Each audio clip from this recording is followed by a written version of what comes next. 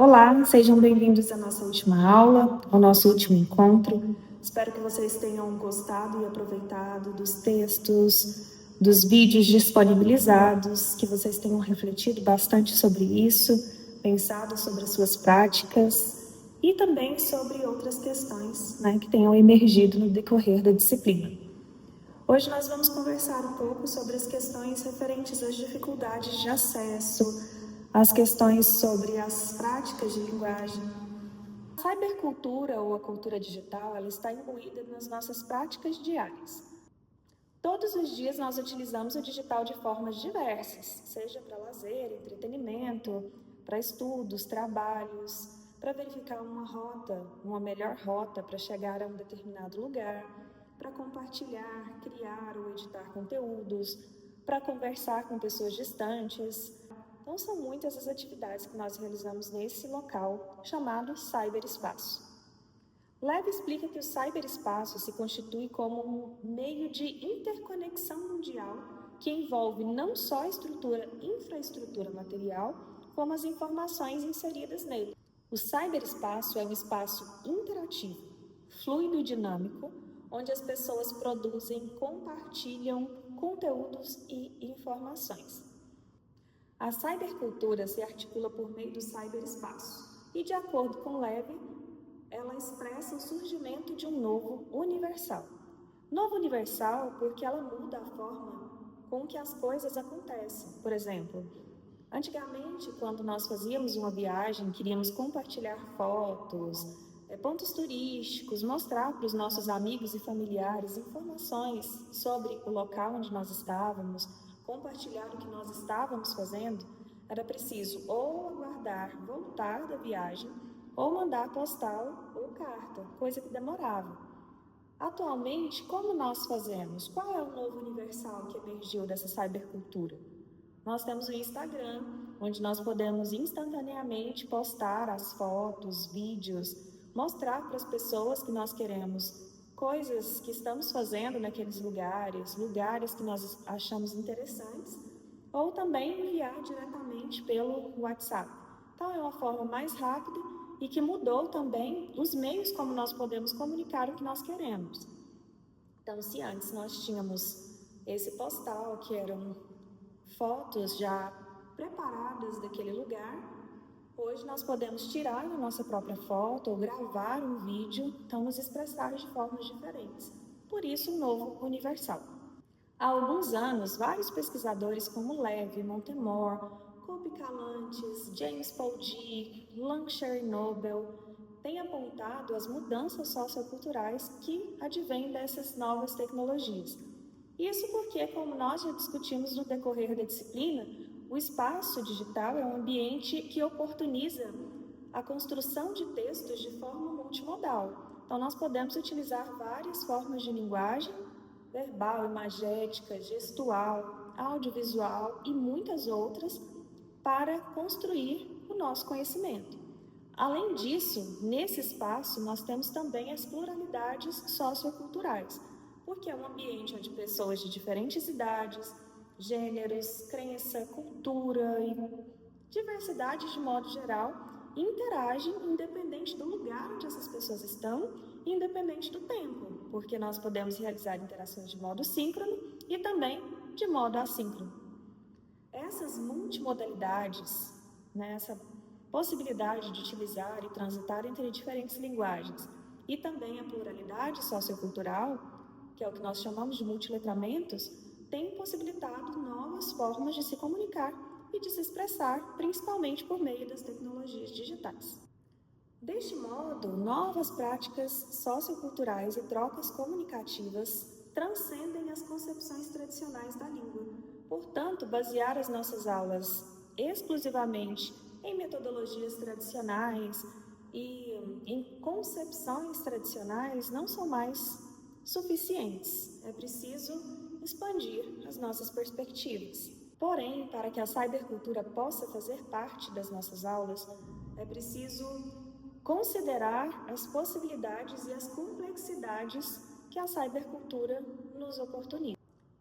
Menezes de Souza diz que nós precisamos abrir os olhos para isso que nos traz novas formas de aprender, ensinar, formular, comunicar, registrar conhecimentos e saberes. Quando as tecnologias são vistas como instrumentos, como recursos ou ferramentas, quando o nosso olhar é para a tecnologia apenas como um recurso, nós descartamos as possibilidades de trabalhar com as diferentes linguagens, com as vozes, as culturas e as identidades que integram a sociedade digital.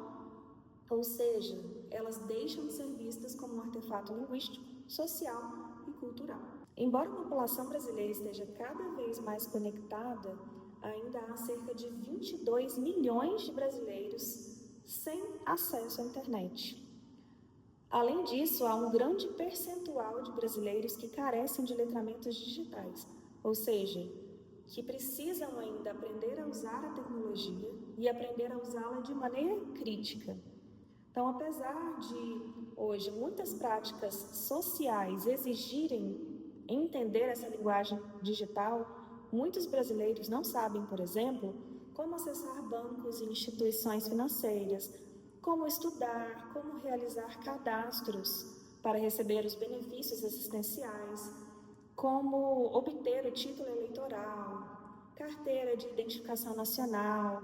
Então, várias coisas que são necessárias para o exercício da cidadania hoje acontecem no ambiente digital e nós temos uma grande parte da população que ainda não sabe como realizar esses procedimentos, tanto no sentido de entender o funcionamento da tecnologia, como de entender como ler digitalmente, como compreender a linguagem do mundo digital.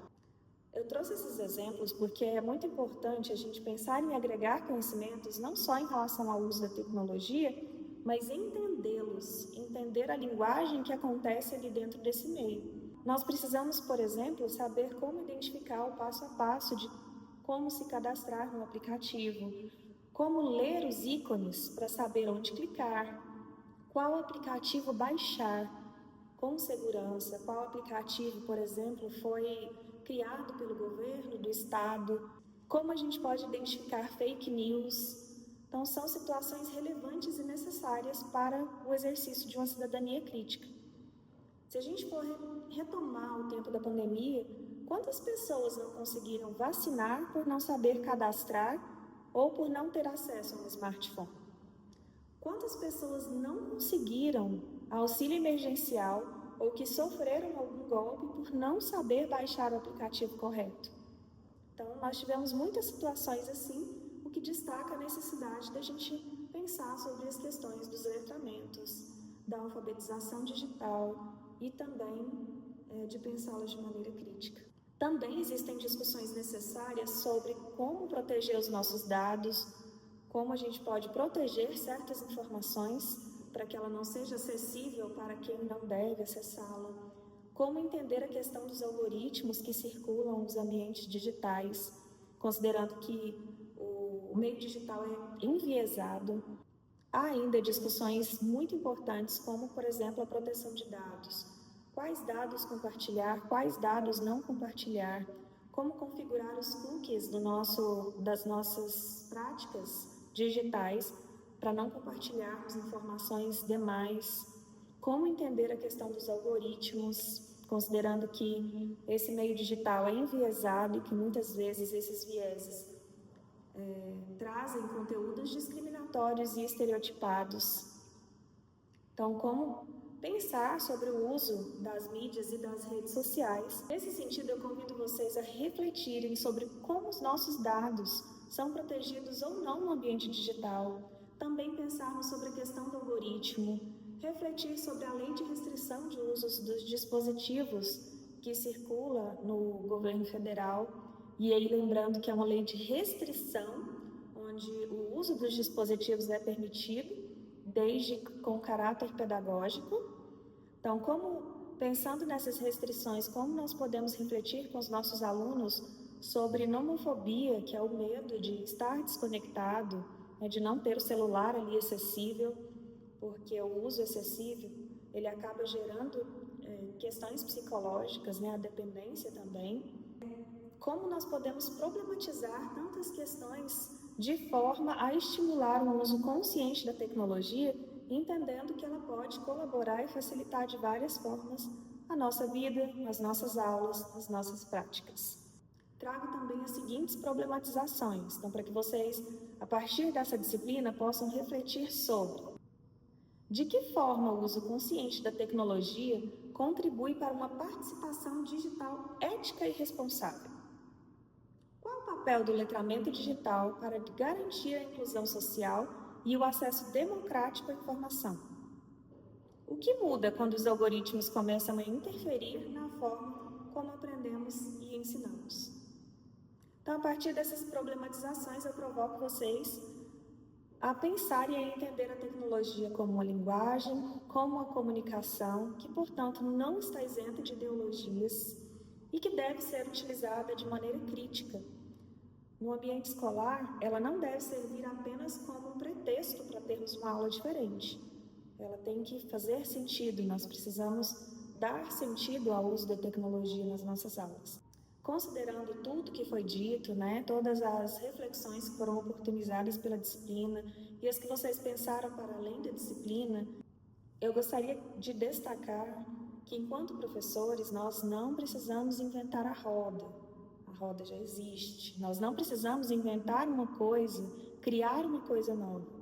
Nós precisamos pegar aquilo que nós temos, aquilo que faz parte do contexto do dia a dia e da realidade dos nossos alunos, dos nossos estudantes, das demandas locais, para então nós oportunizarmos espaços para que os nossos estudantes possam exercer uma cidadania crítica e engajada e serem sujeitos multiletrados dentro desse espaço escolar e fora da escola, sabendo transitar pelos diferentes letramentos e práticas de linguagem. Agradeço aqui todo o empenho e dedicação de vocês durante o decorrer da disciplina. Desejo bons estudos, boas reflexões e boas praxeologias. Um abraço e até mais!